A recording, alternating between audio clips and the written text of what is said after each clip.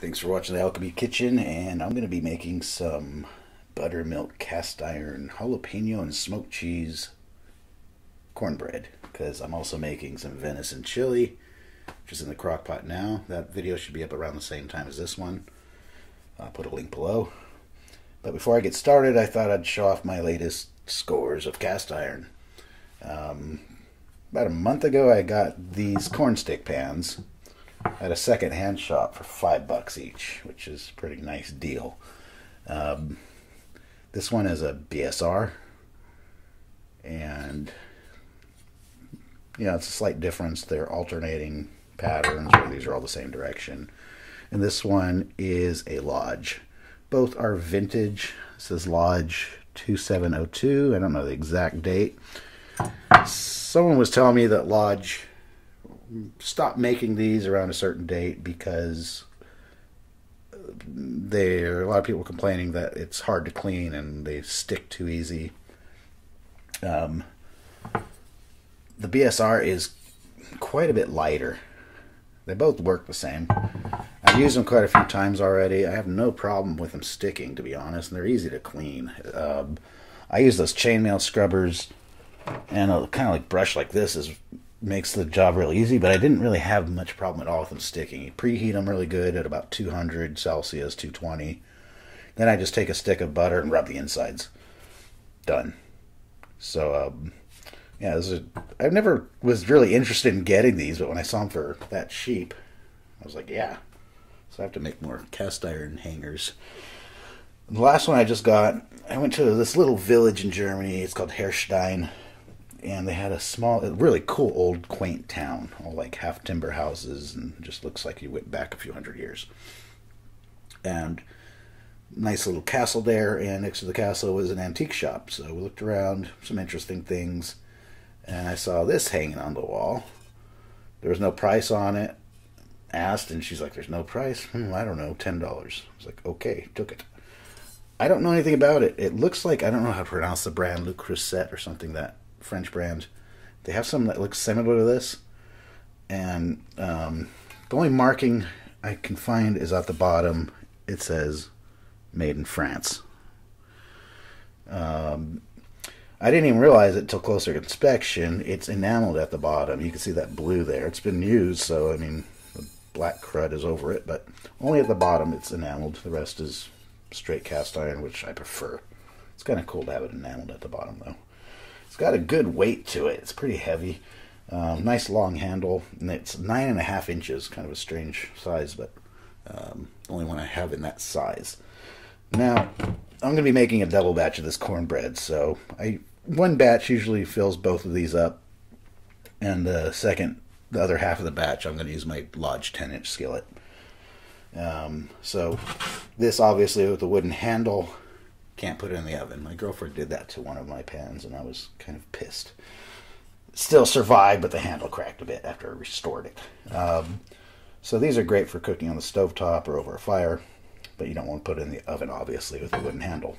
So that's just to kind of show off. If anyone has any clue about this, any information, I'd be very curious to know. It was in an antique shop, so I don't know. I'm guessing it's old.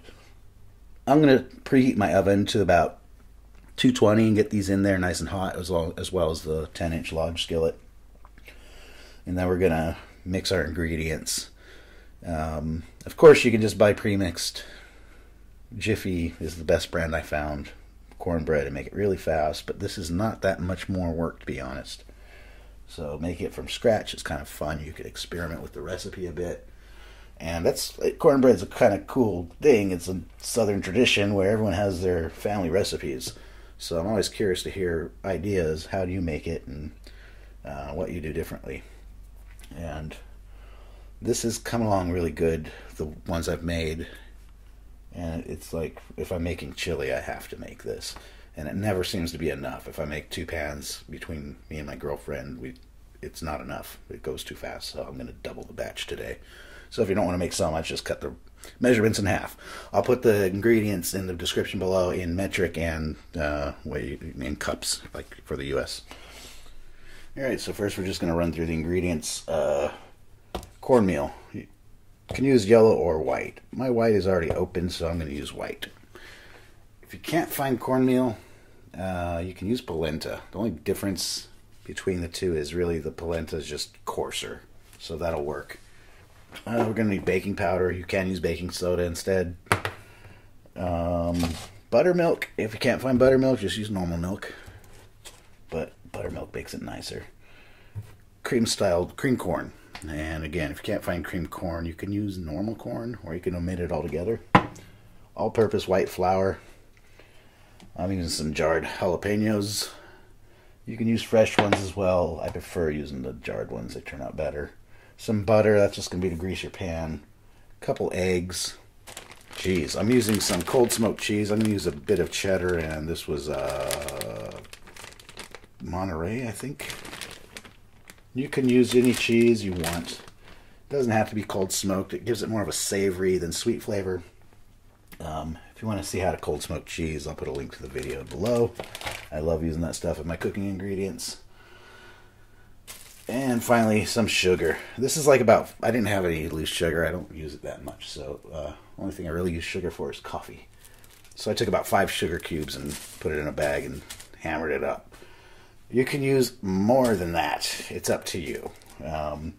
I've seen recipes pretty much following what I'm doing that used up to like half a cup. That's like 110 grams, which is quite a bit. I think I'm fine with that.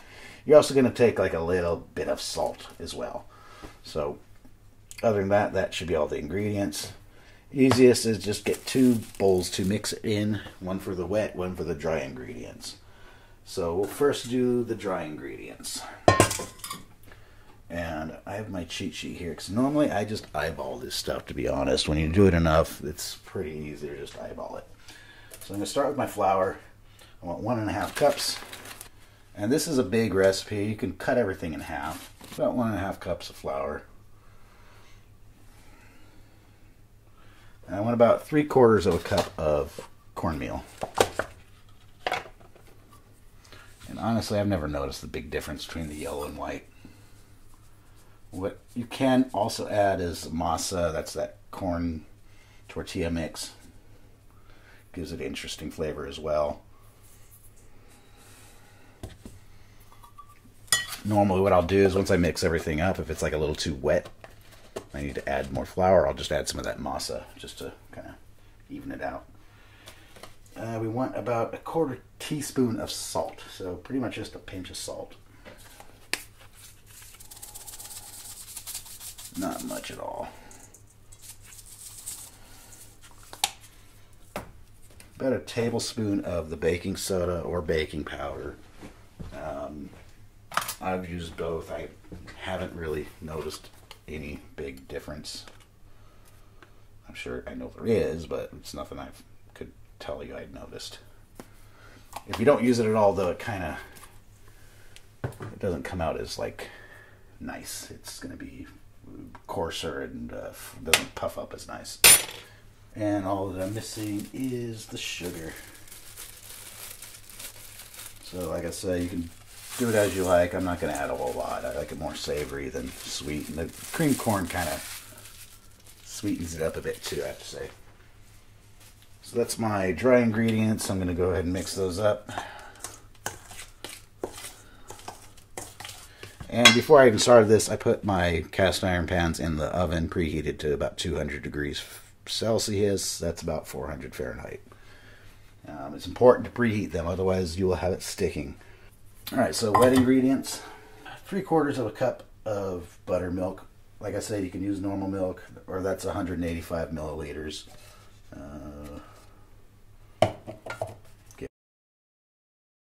2 eggs.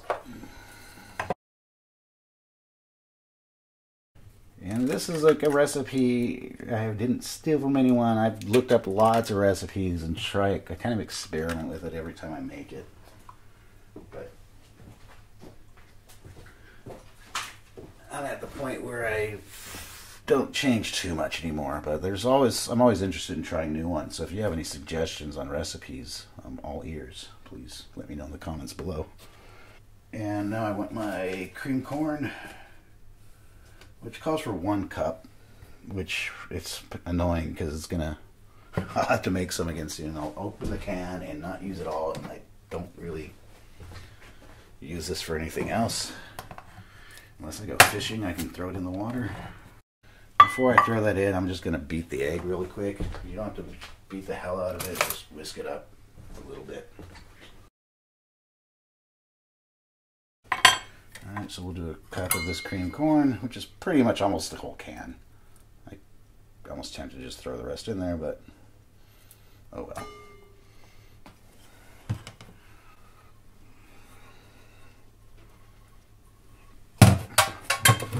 And I'll throw the milk in last because I made kind of a small bowl, so I'll just throw it in after I add this to here. Just make things easier and less of a mess.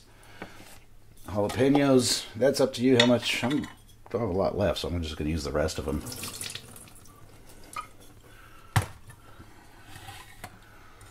Chop them up. I like to leave them kind of big chunks. You can chop them up really fine if you prefer, but I like to feel the pieces. But I would use a little bit more than this if I had more for this double serving, double portions, I should say. But since that's the case, I am going to cut it a little smaller than I normally would, but that's just personal preference. Now at this point, there's no point to just add everything in this little bowl. I can already throw it in the dry mix. And all that's left is the cheese. I'll grate about a cup of this cheese, throw it all in there, and then we mix it and we get it. It's pretty much done. It's just a matter of mixing it. You don't have to like knead the shit out of it like some bread. It's just a kind of quick, rough mix, and it's good. So I'm going to shred this cheese about a cup off camera. Get everything mixed, and we'll come back and stir it up and put it into the cast iron and cook it. I'm not sure if I recorded that last clip or not. Basically, I just mixed all the ingredients, though, and you want a consistency that's you can actually kind of pour.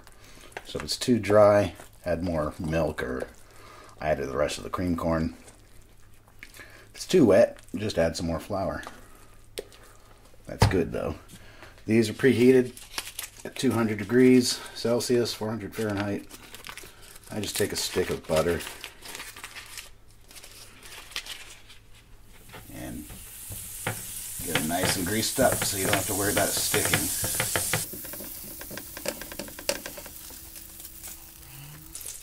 Pour in the batter.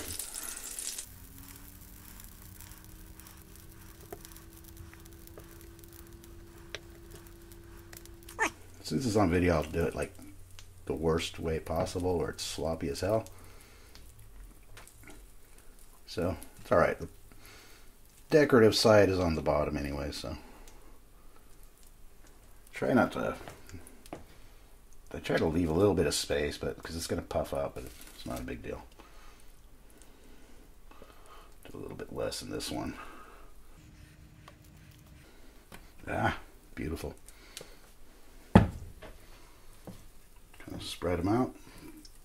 Smooth it out, I should say.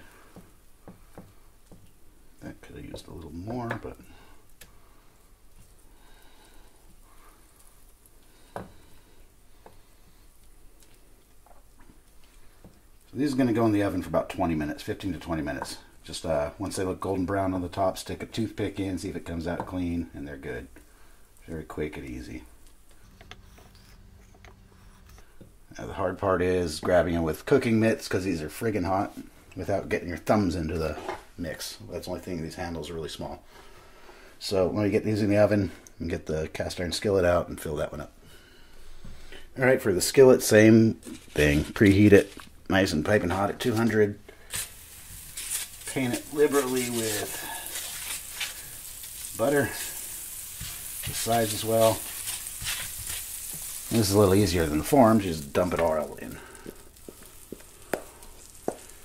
And I mean, I gotta say, this is shape and everything when it's bigger, like it comes out a little different than in the cornstick pans. The cornstick pans tend to be a little bit more like kind of crunchy, I guess, on the outside because there's more crust.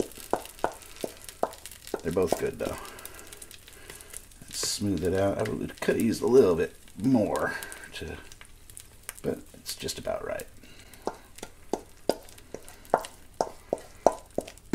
I'll usually set the timer for about 15 minutes at this point and check it once it gets to that nice color I want. It'll be between 15 and 20 minutes, kind of depends on your oven. And I'm just using over and under heat, I'm not using the fan or anything. Done and ready to go, and we'll be back in 15-20 minutes. Cornbread is ready. These I left in for 15 minutes, and the skillet a little longer, more like 20 minutes. I just pulled this one out, so it's still hot. I'll let these rest a little bit. But as you can see, there's no sticking. It's not a problem, not an issue. Even with this one where I over poured it, they come out nicely. No problem with sticking. Still pretty hot.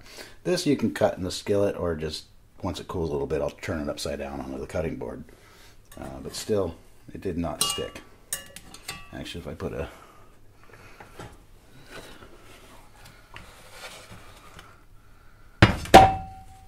there we have it. Oh, that looks good, I have to say. And this chili is smelling awesome. So I'll get this video on the cornbread uploaded now while I finish this chili. It's going to take a few hours. But first, let's do a taste test. That light is bad in here, I know, but it looks good.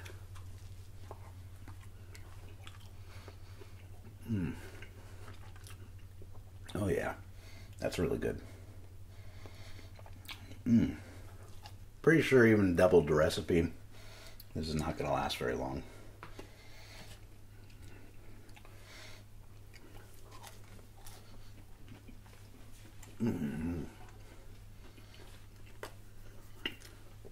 With these corn stick pans, there's a funny meme going around the cast iron community, is like someone made brownies in them.